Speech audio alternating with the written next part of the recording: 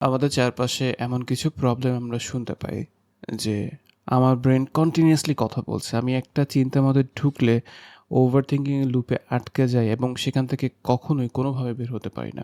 মানে একটার পর একটা চিন্তা করতেই থাকি এবং এই চিন্তার কোনো শেষ নেই। এখন আপনি যদি ওভার থিংকিং থেকে বের হতে চান, এই লুপটা ব্রেকডাউন করে ডিপ থিংকিং করতে চান, আপনার হাতে একটাই ইজিয়েস্ট ওয়ে আছে এবং এই ওয়েটা এপ্লাই করলে আপনি ওভার থিংকিং থেকে বের হতে পারেন। আর সেটা হচ্ছে রাইটিং।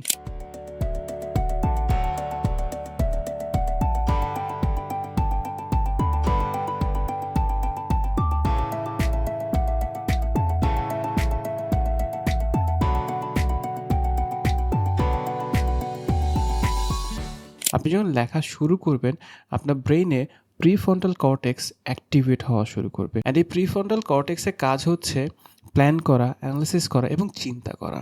আপনি যখন লিখছেন তখন আপনার প্রিফ্রন্টাল কর্টেক্স আপনার অ্যামিগডালাকে অ্যাক্টিভেট করছে। যে অ্যামিগডালার কাজই হচ্ছে যে কোনো ইমোশনের ক্ষেত্রে রিয়্যাক্ট করা বা রেসপন্স করা। 2021 সালে একটা স্টাডিজ স্ট্যানফোর্ড ইউনিভার্সিটিতে করা হয়েছে এবং সেই স্টাডিজে দেখা গিয়েছে আমরা যখন কোনো ট্রমা নিয়ে লিখি অথবা স্ট্রেসফুল কোনো ইভেন্ট নিয়ে লিখি অথবা কোনো ইমোশনাল ইভেন্ট নিয়ে আমরা লেখা শুরু করি, তখন আমাদের physical health and at the same time psychological health improvement significantly notice করা হয়। এই যে আমি বললাম যে আপনি যখন লিখছেন, এই লেখার থ্রুতে আপনার ব্রেনে অ্যামিগডালা অ্যাক্টিভেট হচ্ছে, যেটা আপনার ইমোশনের ক্ষেত্রে রিয়্যাক্ট করতে হেল্প করছে। এই প্রসেসটাকে বলা হয় এফেক্ট লেবেলিং। আমি যখন কোনো ক্লায়েন্টকে চেম্বারে বলি যে ভাইয়া আপনি একটু লেখেন বা আপু আপনি একটু লেখার চেষ্টা করেন, আপনার যা যা থটস আসছে ব্রেন ওভার থিঙ্কিংগুলোকে লেখার চেষ্টা করেন, তখন অনেকেই বলে ভাই আমি মোবাইলে টাইপ করে রাখি, বুলেট পয়েন্ট করে লিখে রাখি। 2023 সালে একটা স্টাডিজে দেখা গিয়েছে আপনি যদি হাতে কলমে লিখেন, মানে প্র্যাকটিক্যালি লিখেন, তাহলে যে পরিমাণে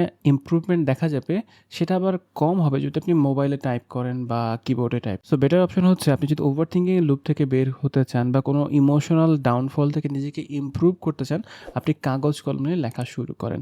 একটা ডায়েরি নিয়ে বসেন এবং সেখানে লেখা শুরু করেন। ব্ল্যাঙ্ক পৃষ্ঠায় লেখা শুরু করেন। আপনি যখন লিখতে থাকবেন আপনি দেখবেন অটোমেটিক্যালি আপনার ভেতরে একটা চেঞ্জেস আসা শুরু করেছে। ইটস নট লাইক যে আপনি একদিনে চেঞ্জেসটা দেখতে পাবেন।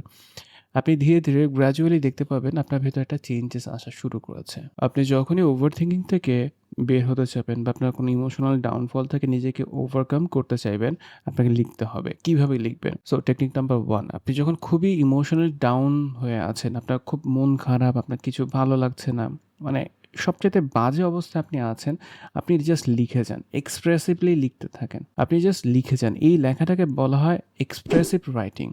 আপনি 15 থেকে 20 মিনিট বা এর থেকে বেশি সময় ধরে লেখার চেষ্টা করেন। কী লিখবেন? হোয়াটএভার। আপনার মাথায় যে চিন্তাগুলো আসছে, যেই শব্দগুলো আসছে, আপনি লিখে যান।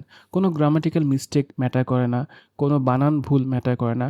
যতক্ষণ অবধি আপনি লিখতে পারেন, ততক্ষণ অবধি আপনি লিখে যান। বিষয়টা এমন যে আপনার ব্রেইন থেকে যখন শব্দগুলো শেষ হয়ে যাচ্ছে না, ততক্ষণ অবধি আপনি লিখতে থাকেন। আপনি জাস্ট লিখতে থাকেন অ্যান্ড দেখেন এইভাবে কন্টিনিউয়াসলি কয়েকদিন পর আপনার কীরকম রেজাল্ট আসছে। এবং এই টেকনিকটা ডেভেলপ করেছেন একজন সাইকোলজিস্ট, তার নাম হচ্ছে ডক্টর জেমস।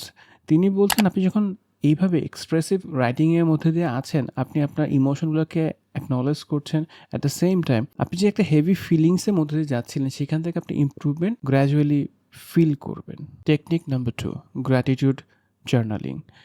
আপনি স্পেসিফিক কিসের জন্য কৃতজ্ঞ, কী কারণে কৃতজ্ঞ, সেই জিনিসটা লিখেন। এখন যখনই আমরা কৃতজ্ঞতার কথা বলি তখন বলে আমি ভালো আছি এই জন্য আমি কৃতজ্ঞ, আমি খেয়ে পরে ভালো আছি কৃতজ্ঞ না। আপনাকে স্পেসিফিক করতে হবে। মনে করেন আমি আমার বন্ধুর প্রতি কৃতজ্ঞ। এটা খুবই সারফেস লেভেলের কথা। বন্ধুর প্রতি কৃতজ্ঞতা কোন জায়গায়? বন্ধু আমাকে ওই কাজে হেল্প করেছে, ওর ওই কথাটা আমাকে খুব ইন্সপায়ার করেছে, আপনার ওই ভিডিওটা আমাকে হেল্প করেছে, ভিডিও এই লাইনটা আমাকে না স্পেসিফিক খুবই হেল্প করেছে। এইভাবে স্পেসিফিক ওয়ার্ড সিলেকশন করে আপনি গ্র্যাটিটিউড রাইটিংয়ের মধ্যে থাকেন। আপনার প্রতিদিনে যে কোনো কিছুর উপর আপনার গ্র্যাটিটিউড থাকতে পারে, কৃতজ্ঞতা থাকতে পারে, সেই জিনিসটাকে স্পেসিফিক করেন অ্যান্ড লিখেন, আপনার ডায়েরিতে লিখেন। Technique number 3, reflecting, reframing. আপনি যে কোনো কিছুকে রিফ্লেক্ট করার চেষ্টা করেন। আপনি যা দেখছেন এটা মানেটা কী? আপনি যা বুঝছেন এই বোঝাটার মানে কী? আপনি হয়তো অনেক কিছুকে এমনভাবে দেখছেন যে আপনি অনেক কিছু শিখেছেন, সেই শেখাটার মানেটা কী এবং এই শেখার পর আপনি আর কী করতে পারেন? ওভারঅল একটা ভিডিও দেখার পর আপনার আসলে আন্ডারস্ট্যান্ডিং কী হলো? আপনি এখান থেকে কী করতে পারেন? বা একটা আর্টিকেল পড়লেন, এই আর্টিকেল পড়ার পর আপনার আসলে কী আন্ডারস্ট্যান্ডিং হলো অ্যান্ড আপনি কী করার আছে সেই জিনিসগুলো লিখবেন। আপনি জাস্ট রিফ্লেক্ট করছেন যেকোনো বিষয়কে, যা শিখছেন, যা দেখছেন, যা শুনছেন, ইচ অ্যান্ড এভরিথিং আপনি রিফ্লেক্ট করছেন। অ্যান্ড লাস্ট অপশন হচ্ছে কল টু অ্যাকশন। এরপর আপনি কী করতে পারেন? যা করতে পারেন সেটা করার চেষ্টা শুরু করেন। লিখবেন অ্যান্ড দেন করার চেষ্টা করবেন। আপনি যত বেশি লিখবেন আপনি দেখবেন আপনার ভেতরে যে ওভার থিংকিংয়ের ক্লাউডটা আছে এই ক্লাউডটা কেটে যাচ্ছে অ্যান্ড আপনি খুব ক্লিয়ারলি দেখতে পাচ্ছেন, আপনি ক্লিয়ারলি ডিসিশন মেক করতে পারছেন অ্যান্ড ডিপ থিঙ্কিং করতে পারছেন। ডিপ থিঙ্কিং মানে হচ্ছে আপনি যখন কোনো রিসার্চ করছেন, আপনি কোনো বিষয় নিয়ে ডিপলি চিন্তা করছেন, কনস্ট্রাকটিভ ওয়েতে ভাবছেন, কোনো একটা আউটকামের আশায় ভাবছেন। আর যখন আপনি ওভার থিঙ্কিং করছেন আপনি জাস্ট একটা লুপের মধ্যে আটকে যাচ্ছেন, এরপর কী হবে, এটা না হলে কী হবে।